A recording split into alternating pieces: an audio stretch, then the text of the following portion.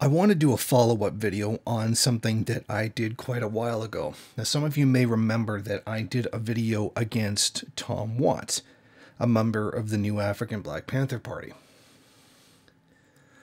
and that he was allying to Nazis, etc., and that one day I'd have the proof. It was just a matter of getting hold of that proof because somebody else had it. Well, now that has certainly been vindicated. That evidence has now been made public, and it shows quite openly that Tom Watts was in fact allying with Nazism. And I don't mean discussing or something like that, but actively helping to organize Nazis. He was part of what's called the National Social Americanist Party, which is a neo-Nazi group that works with the National Socialist movement. Now, he was doing this as he was writing for Kevin Rashid Johnson at the new African Black Panther Party. Kevin Rashid Johnson is the guy who's in jail. Tom Watts has been ghostwriting for him, and I had said that a couple years ago because there were inconsistencies with the writings between when Rashid Johnson was in prison and when he was outside prison. So this actually does explain. Now, this information was finally revealed by a group called Panther Code. Now, Panther Code is not against the new African Black Panther Party. In fact, they explicitly endorse them and particularly support their work in the prison system. So this is not one organization attacking another. This is an organization that supports another. Now, all that information has now been made public.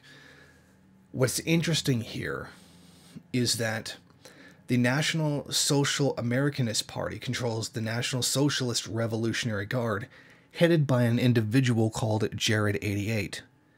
If you'll recall previously with the video that I made with the Bundist,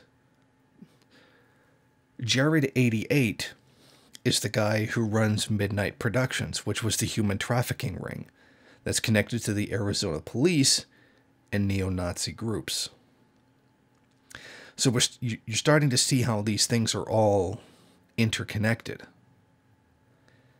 And the specific goal of this group was to undermine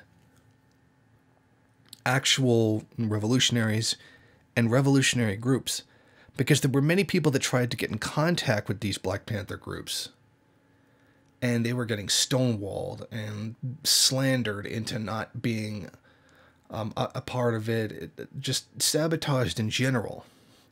And I count myself among those who were being attacked by Tom Watts, and he was deliberately spreading falsehoods about me. And in fact, so I'm going to go on the record and say this,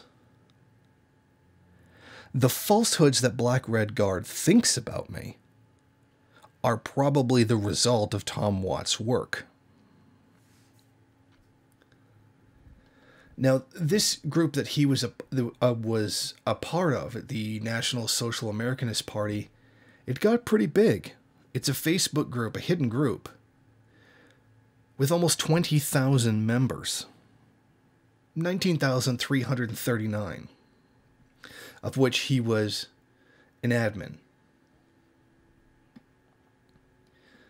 And if you go to this post by Panther Code, they show very much a part of what was going on in the group and the rules of the group, saying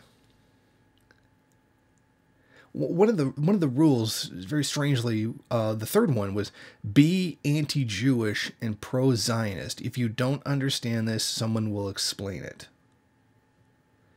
You need to be smart enough to infiltrate communist and anarchist groups to cause split-ups in their movements, especially concerning the rise of Pantherism. That, in itself, is pretty much all you need to know. Now, there's much more information available at this post that was made by Panther Code that they want everybody to know about. So I think it's very important to keep, a hold of this, because, they were doing so much wrecking work against a lot of different groups, including sabotaging myself, trying to sabotage the LLCO, trying to sabotage the Bundists, etc. So I want people to go and look at this post and see and to know that a massive, neo-Nazi page like this was going on right under Mark Zuckerberg's face. And it is interesting that it's very clear that there's a fascist defense here under Facebook with Mark Zuckerberg, because, all these fascist groups are allowed to continue, but today, the day that I'm recording this, pro-Palestinian pages are being taken down the day before Al-Quds Day. Interestingly, that all these pro-Palestinian pages would disappear the day before a major Palestinian day. Come on. That's not a coincidence. So here it is. To the few people in the comments section, and probably more outside the comment section, but the ones in the comment section who said that I was making it all up, or that the individual from the Bundes group was making it all up. Here it is. And that we were right the whole time.